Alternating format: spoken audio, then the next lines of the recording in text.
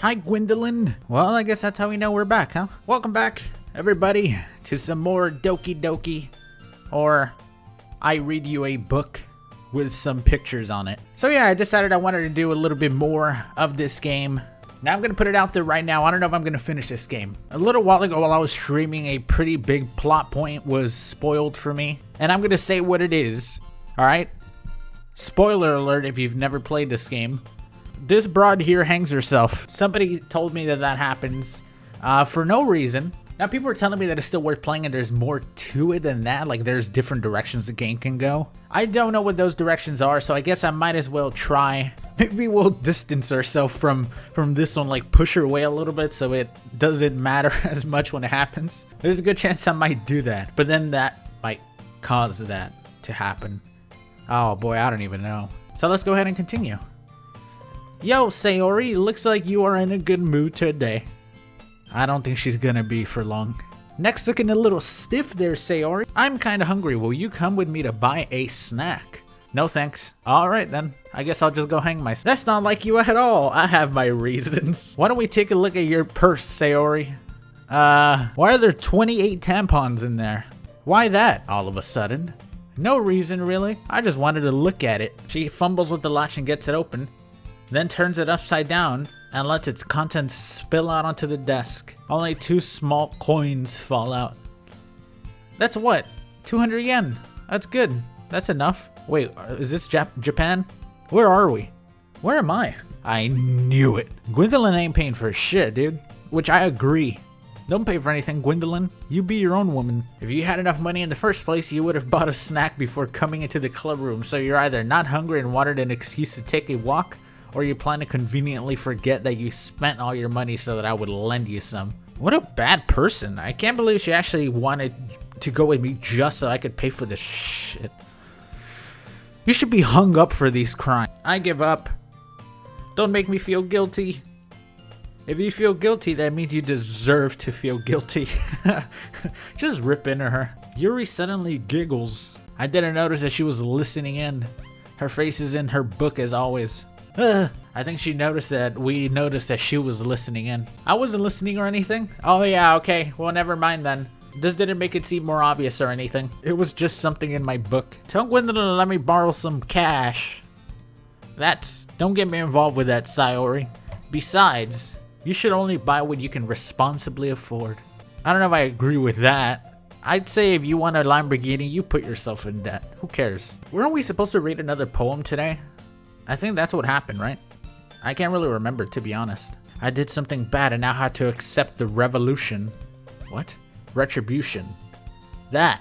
Still, coming from you, Sayori, I guess there's a little devil inside all of us, isn't there? I'm gonna have to squeeze the info out of her. Specifically around the neck. Pwap! What the fuck was that? Somebody slapped her on the ass. Out of nowhere, something smacks Sayori in the face and tumbles onto the desk. Oh, in the face. Ow! What was... Huh? A cookie. Sure enough, it's a giant cookie wrapped in plastic. Sayori glances around. Is this a miracle? It's because I paid my restitution. Who else could it have been but the munchkin? I was just gonna give it to you, but then I heard you blab about the cupcakes. It was totally worth seeing your reaction though. What if the cookie hit her in the eye and blinded her? Sayori rapidly tears open the wrapper and takes a big bite. I bit my tongue. What an idiot. Haha. It's almost like she somehow knew that was gonna happen. She put a piece of glass in there, and the tongue instinctively knows to try to avoid glass. So she knew it would go to the right or left and she would bite it. It's pretty smart of her. You're going through a lot over just one cookie. Natsuki takes a bite of her own cookie. Ah, yours looks really good too, Natsuki. Can I try it? Cheese. Beggars can't be choosers. But yours is chocolate. Why do you think I gave you that one? Fine. Wait, what flavor is hers? I was just joking about the raisins, but it might actually be a raisin cookie. Man, fuck you if you give somebody a raisin cookie, honestly. And I double that fuck you if you like raisin cookies. Still, I'm really happy that you shared this one with me. Sayori gets out of her seat and goes behind Natsuki, then wraps her arms around her. Oh no. This is assault! Cookie still in hand, Natsuki reaches up to nudge Sayori off of her.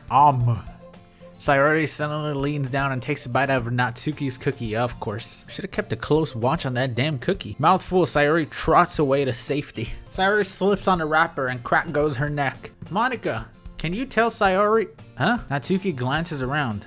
Monika isn't in the club room. Where did Monika go away? What did it say? I skipped away to her. Have any of you heard anything about her being late today? She's pretty popular after all. Is she? You don't think she has I wouldn't be surprised. She's probably more desirable than all of us combined. Which one's Monika again? Is she the one that looked like a toe? That's true. Excuse me? Yeah, if we're in Japan, I'd say that she's the most desirable one. Or Gwendolyn. Suddenly, the door swings open. Oh, she does look like a toe. I'm super sorry. There you are. I didn't mean to be late. I hope you guys weren't worried or anything. Nah, we just thought you were getting boned by a teacher in a closet or something. Again, this is college. Monika chose the club over her boyfriend after all. You're so strong-willed. Boyfriend? What on earth are you talking about?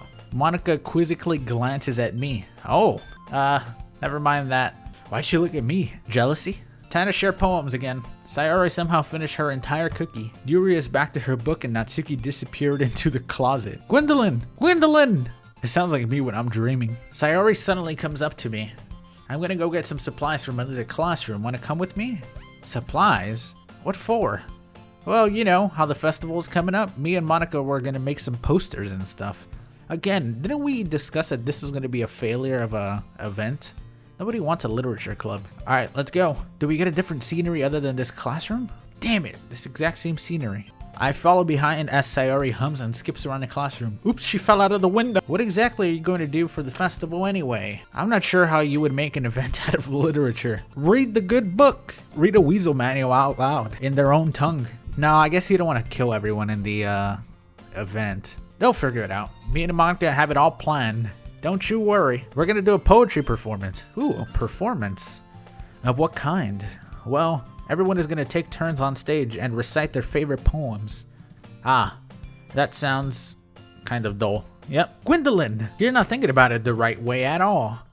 It's not just about reading poems, it's about performing them. Like, you say the lines of the poem like, between my feet, the last remaining flower beckons to me. I twist the stem, freeing it from its clinging roots, caressing the final joyous moment between my fingers. But to what ends have I summoned this joy? For now, when I look in every direction, the once prosperous field before me is but a barren wasteland. Like that. I'm sure it's just me, but it's impossible for me to take you seriously when you talk like that. Jeez. I'm working super hard on this, you know? I know. I just, whatever. Fuck, let's get at the goddamn classroom. Hey, Gwendolyn, this classroom over here is empty. Let's begin the mission. It's been a long time since I spent some time with Sayori like this. Didn't we just talk yesterday alone? But in the end, she hasn't changed one bit. She's nothing but a ball of sunshine drawing happy vibes from the world around her. Just wait till that ball of sunshine and happy vibes is hanging from a closet.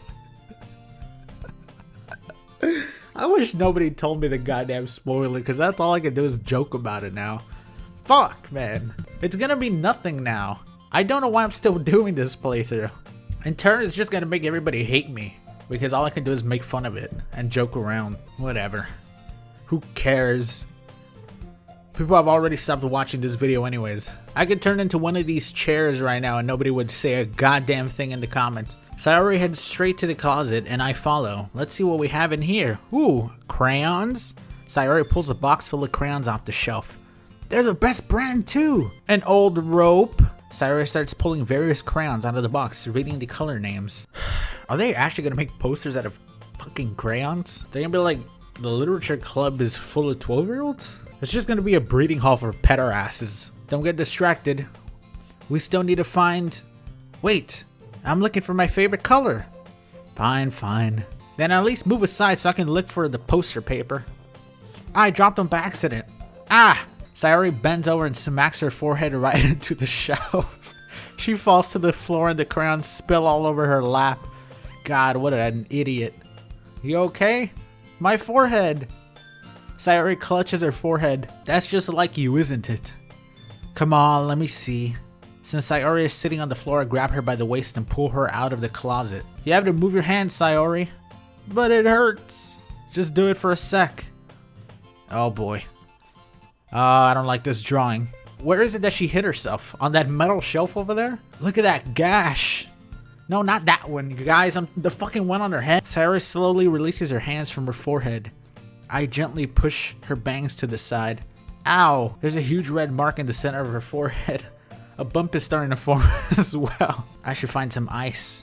Gwendolyn, where would I ever find ice around this time? I guess a cold drink would do.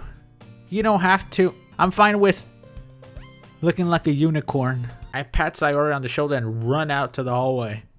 I'll locate the nearest vending machine.